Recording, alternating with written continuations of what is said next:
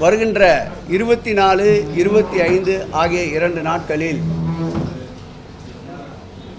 பழனியாண்டவர் திருக்கோயிலுக்கு சொந்தமான பழனியாண்டவர் கலைக்கல்லூரியில் இந்த மாநாடு நடத்த திட்டமிடப்பட்டிருக்கின்றது. ஆன்மீக சம்பந்தப்பட்ட அனைத்து மாநிலங்களிலிருந்தும் அழைப்பு விடுத்திருக்கின்றோம். அங்கிருந்தும் ஒரு சிலர் கலந்து கொள்வதாக அறிவித்திருக்கின்றார்கள்.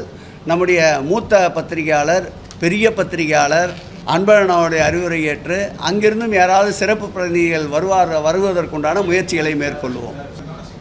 ஒட்டுமொத்தமாக இந்த ஆட்சியை பொறுத்தளவில் இஸ்லாமியர்கள் அவர்கள் விரும்புகின்ற வழிபாடை அவர்கள் செய்வதற்கும், கிறிஸ்தவர்கள் அவர்கள் விரும்புகின்ற வழிபாடை அவர்கள் மேற்கொள்வதற்கும், பௌத்தம் மற்றும் சமயத்தை சார்ந்தவர்கள் விரும்புகின்ற வழிபாடை அவர்கள் மேற்கொள்வதற்கும், அந்த வகையிலே இந்துக்கள் விரும்புகின்ற வழிபாடை, இந்துக்கள் விரும்புகின்ற தெய்வங்களை வழிபடுவதற்கு முழு சுதந்திரம் அளிக்கின்ற ஆட்சி திராவிட முன்னேற்ற கழக ஆட்சி தமிழ்நாடு.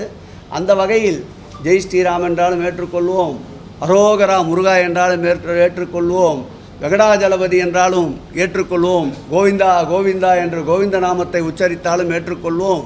பக்தர்களுடைய அவர்களுடைய நம்பிக்கையில் எப்பொழுதும் நாங்கள் குறுக்கிடுவது இல்லை. கடவுள் இல்லைன்னு எங்கே சொல்லிச்சு? எப்போ சொல்லிச்சு? அவர் சொல்லுவார், அதனால் சொல்லிக்கிட்டே இருப்பார். அதாங்க, ஏற்கனவே அவர் எடுத்து பார்த்த ஆயுதம்லாம் முனமழுங்கிடுச்சு. எந்த ஆயுதமும் போர்க்களத்துக்கு படைக்களத்துக்கு உதவியாக இருந்தது இல்லை. எல்லா இடங்களில் தோல்வியை தவிர வேறு எதுவுமே சந்திக்கலை. அப்போ ஏதாவது புதுசாக அவர் கையில் எடுக்கணும்னு நினைப்பார். எப்படிப்பட்ட ஆயுதத்தோடு வந்தாலும் அதை சமாளிக்கின்ற ஆற்றல், அதை சமாளிக்கின்ற திறமை இரும்பு மனிதர் மாண்புமிகு தமிழக முதல்வர் திராவிட முன்னேற்ற கழகத்தின் தலைவருக்கு இருக்கிறது என்பதால் இது போன்ற விமர்சனங்களை, இது போன்ற அவதூறுகளை செவி சாய்க்காமல் மக்கள் பணியிலே எங்களை இன்னும் அதிவேகமாக ஈடுபடுத்திக் கொள்வதுதான் திமுகவினுடைய கொள்கை.